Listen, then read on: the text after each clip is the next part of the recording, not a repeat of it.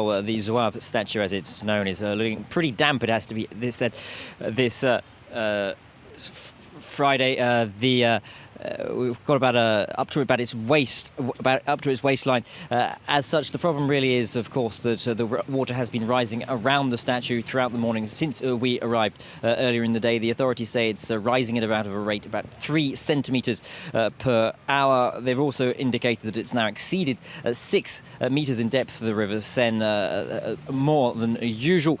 That clearly then is on track then to beat the record of 1982, which was about 6 meters and 15 centimeters. We're expecting it to rise between 6 meters 30 to 6 meters 50 centimeters later in the day. That, of course, then posing a problem for the rest of the city, really facing quite a lot of water here. It is, though, far short of the worst levels on record back in 1910, when the depth of the Seine reached over 8 meters. So we're clearly short of that. That's when the Zouave statue saw its shoulders drenched in the water. At the moment, then, we're about halfway up the statue as things stand. We are, though, expecting things to get worse throughout the day. And how are authorities preparing for potential flooding, Luke?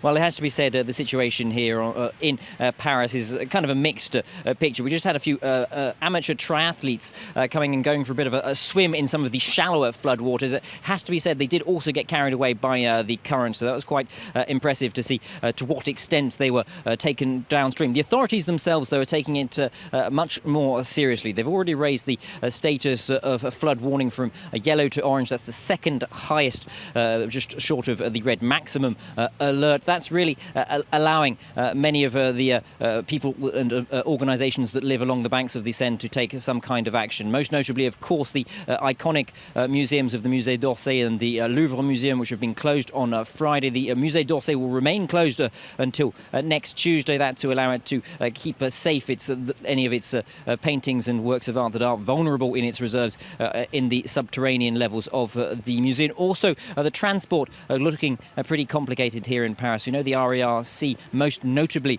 has been affected. That's the suburban line that runs from east to west across the capital. That's been closed since Thursday. We are now seeing pictures emerging that water has reached the tracks there on that underground line. So clearly that's unlikely to reopen any time soon. As such, then, the authorities doing their best to cope with this situation. For the authorities, though, they have already had a bit of a dry run earlier this year. That's when the emergency services held a 1-week long preparation for one of these major flood incidents. They probably weren't expecting to have to put it into action quite so soon, though.